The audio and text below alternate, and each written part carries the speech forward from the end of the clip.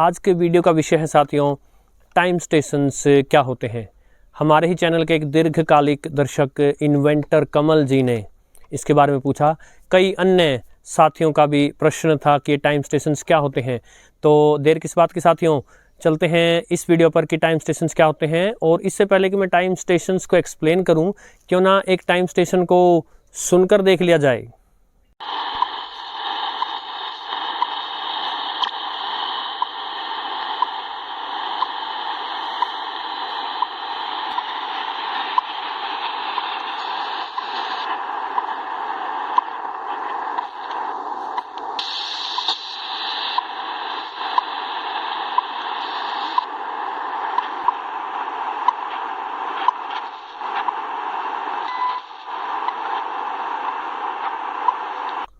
और time station से अलग अलग प्रकार की ट्यून्स या पिप्स निकालते हैं।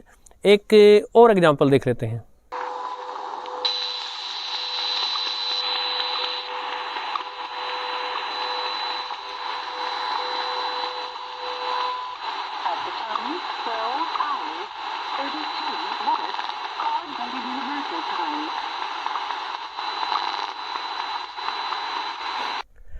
टाइम स्टेशंस के बारे में जानने से पहले टाइम यानी समय के बारे में जान लेना जरूरी है साथियों।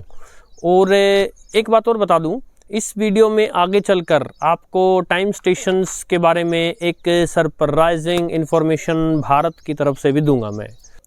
तो समय के बारे में 1997 में 1997 अमेरिका के रॉक बैंड ग्रीन डे के लीड सिंगर बिली जो आर्मस्ट्रॉन्ग ने अपने सॉन्ग गुड रिडेंस के माध्यम से ये कहा था, It's something unpredictable, but in the end it's right. I hope you had the time of your life. जो घटित हो रहा है वो अनप्रेडिक्टेबल है, उसे बताया नहीं जा सकता, किंतु जो भी हो रहा है अच्छे के लिए ही हो रहा है। और साथ ही लीक से हट के थोड़ा बता दूं साथियों, कभी कभार एक आध वीडियो में मैंने चर्चा की है कि मैंने ज्योतिष को भी पढ़ा है, आप मुझे एक ज्योतिषी कह सकते हैं। तो कंप्लीटली अनप्रेडिक्टेबल भी नहीं है क्या होने वाला है, लेकिन हर एक चीज़ भी नहीं पता चलती साथियों। एनीवे, केवल समय के साथ क्या होगा वही अनप्रेडिक्टेबल नहीं है, समय भी अनप्रेडिक्टेबल है। और हमने समय के साथ समय को मापने के लिए, उसको बहुत अच्छे से मापने के लिए बहुत सारी विधियां हम प्रयोग में लाए हैं। तो समय को एक्यूरेटली मापना भी बहुत ज़रूरी है साथियों। समय के बारे में एक और ज़रूरी चीज़ जान लेना आवश्यक है, जिसके बारे में लिखा था राजा मेहंदी अली खान ने 1965 में आई धर्मेंद्र और माला सिन्हा अभिनीत फिल्म नीला आकाश में। और मेरे पसंदीदा संगीतकार मदन मोहन साहब ने इसका संगीत दिया था। किसी दूसरे वीडियो में साथियों अवश्य बताऊंगा कि क्यों मदन मोहन साहब मेरे सबसे पसंदीदा संगीतकार बन गए थे। किंतु उनके संगीतबद्ध इस गीत में गायक मोहम्मद रफ़ी और आशा भोसले जी के माध्यम से मेहंदी अली खान ने ये बोला, तेरे पास आके मेरा वक्त गुजर जाता है, दो घड़ी के लिए गम जाने किधर जाता है, तेरे पास आके मेरा वक्त गुजर जाता है। साथियों, किसी का बड़ी आसानी से गुजर रहा है, किसी का बड़ी कठिनाई से गुजर रहा है, और ये समय अलग अलग गुजर सकता है। समय तेज या धीमा चल सकता है, ये बताया था आइंस्टाइन, एल्बर्ट आइंस्टाइन साहब ने 1905 में थ्योरी ऑफ रिलेटिविटी, सापेक्षता का सिद्धांत जो उन्होंने रखा था, उन्होंने बताया था कि अलग अलग गति से चल रही वस्तुओं के लिए समय जो है वो किसी के लिए तेज और किसी के लिए मंदा चल सकता है। जी हाँ, पूरे संसार में सनसनी फैला दी थी आइंस्टाइन ने। और पृथ्वी पर सभी देशों, सभी वस्तुओं, क्योंकि पृथ्वी एक ही गति से चल रही है, तो कम से कम पृथ्वी पर समय जो है वो एक जैसा गुजरना चाहिए। यानी यहाँ की क्लॉक्स जो हैं, घड़ियाँ जो हैं, वो एक जैसा समय बताएं। अब जब मैं छोटा था तो मैंने नोटिस किया था, आपने भी नोटिस किया होगा कि हमारी हाथ वाली घड़ी आती थी या जो हमारी दीवार घड़ी होती थी वो 1 या 2 दिन में या हफ्ता 10 दिन में जो है या तो थोड़ा सा आगे हो जाती थी या थोड़ा सा पीछे हो जाती थी, और हम उसको फिर से सेट करते थे। रेडियो पर वो बीप सुन के जो समाचारों के समय आती थी, टिप टिप टिप इस प्रकार जो आती थी उनसे, तो घड़ियों में जो ये समय था वो तो हम रेडियो के समय के हिसाब से ठीक कर लेते थे, लेकिन रेडियो वाली घड़ी में अगर समय खराब हो जाए तो वो कहाँ से ठीक करें? जी हाँ, एटॉमिक क्लॉक्स। आज के समय में बहुत ही एडवांस्ड घड़ियां आ गई हैं। एटॉमिक क्लॉक्स जो सीजियम के एटम्स में जो इलेक्ट्रॉन्स की वाइब्रेशंस हैं उनके आधार पर चलती हैं, वो एक्सट्रीमली एक्यूरेट होती हैं। इनफैक्ट उनमें एक्यूरेसी का इतना ध्यान रखा जाता है कि 1 सेकंड के 1 खरबवें हिस्से की भी हेरा फेरी ना हो साथियों।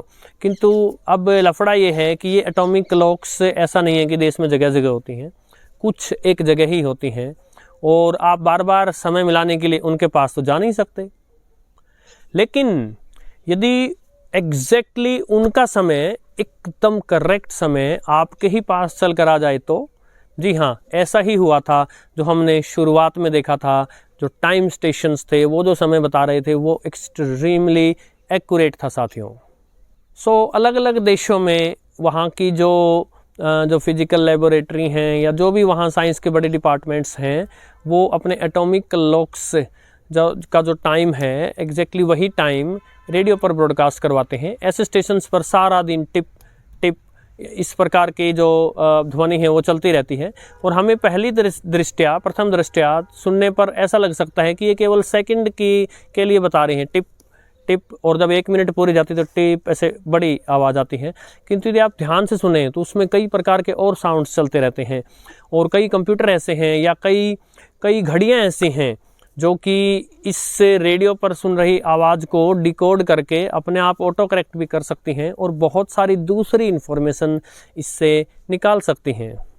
प्राय प्रयास किया जाता है कि ऐसे जो टाइम स्टेशंस हैं उनको लॉन्ग वेव बैंड पर प्रसारित किया जाए। मैंने अनेक बार जब इन बैंड्स के बारे में बात की है तो मैंने आपको बताया है कि जो लॉन्ग वेव्स होती हैं वो प्योरली पृथ्वी के सहारे चलती हुई आती हैं। मीडियम वेव या शॉर्ट वेव्स जो हैं वो आकाश के सहारे भी आ सकती हैं, लेकिन लॉन्ग वेव्स जो हैं वो बिल्कुल पृथ्वी की सतह पर चलती हुई आती हैं।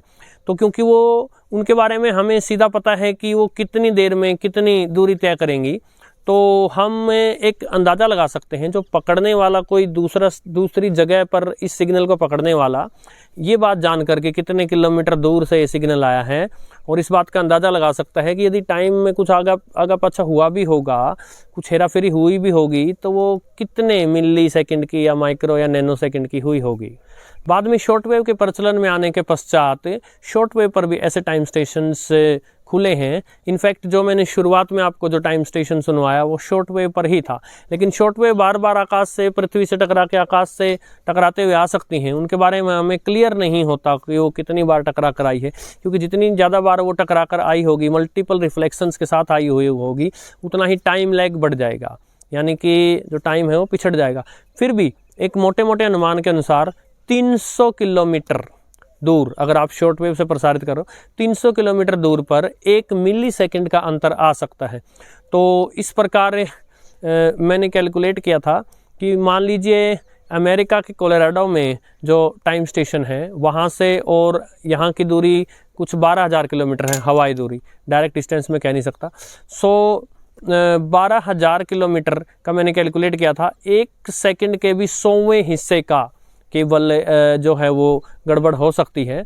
तो यानी कि कितना एक्यूरेटली वहाँ से यहाँ तक भी आपके पास टाइम पहुँच सकता है।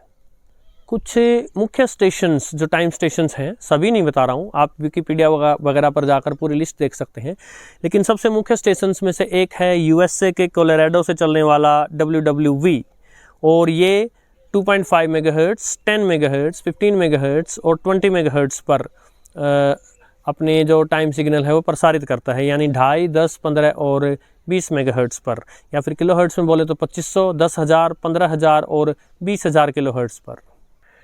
अमेरिका के हवाई से WWV एक स्टेशन है, वो भी 2.5, 5, 10 और 15 मेगाहर्ट्ज़ पर सिग्नल्स प्रसारित करता है। इसके अलावा चीन में, जो मैंने प्रारंभ में आपको टाइम सिग्नल सुनवाए थे वो चीन से आ रहे थे। चीन में BPM करके स्टेशन है जो कि 2.5, 5, 10 और 15 मेगाहर्ट्ज़ पर टाइम सिग्नल प्रसारित करता है। इसके अलावा रसिया का RWM है, ये 14.996 मेगाहर्ट्ज़, 9.996 मेगाहर्ट्ज़ और 4.996 मेगाहर्ट्ज़ यानी 14,996 किलोहर्ट्ज़, 9,996 किलोहर्ट्ज़ और 4,996 किलोहर्ट्ज़ पर टाइम सिग्नल प्रसारित करता है। एक और प्रसिद्ध टाइम स्टेशन है कनाडा का CHU, ये 14.67 मेगाहर्ट्ज़ यानी 14,670 किलोहर्ट्ज़ और 7.85 मेगाहर्ट्ज़ यानी 7,850 किलोहर्ट्ज़ पर टाइम सिग्नल से प्रसारित करता है।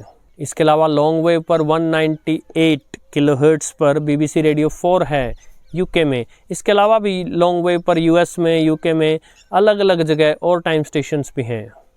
और अब समय आ गया है अंत में वो सरप्राइजिंग बात बताने का जिसका कि मैंने अपने वीडियो के प्रारंभ में आपसे प्रॉमिस किया था। भारत में भी कभी टाइम स्टेशन था, हम भी टाइम स्टेशन पर सिग्नल प्रसारित करते थे। 1959 में जो हमारी नेशनल फिजिकल लेबोरेटरी है, उन्होंने एक स्टेशन लॉन्च किया था जिसका नाम था ATA और ये दिल्ली के कालकाजी में स्थित था। यहाँ पर 2 किलोवाट पावर का सिग्नल छोड़ा जाता था। फ्रीक्वेंसी थी 10 मेगाहर्ट्ज़। समय के साथ इसकी पावर को बढ़ा करके 8 किलोवाट कर दिया गया। इसके अलावा बाद में 15 मेगाहर्ट्ज़ और 5 मेगाहर्ट्ज़ पर भी टाइम सिग्नल छोड़े जाने लगे। कुछ लगभग 40-41 साल तक ये चलता रहा और सन 2000 के आसपास आकर के कहीं ये बंद हो गया। इस प्रकार की जानकारी इंटरनेट से प्राप्त हुई साथियों।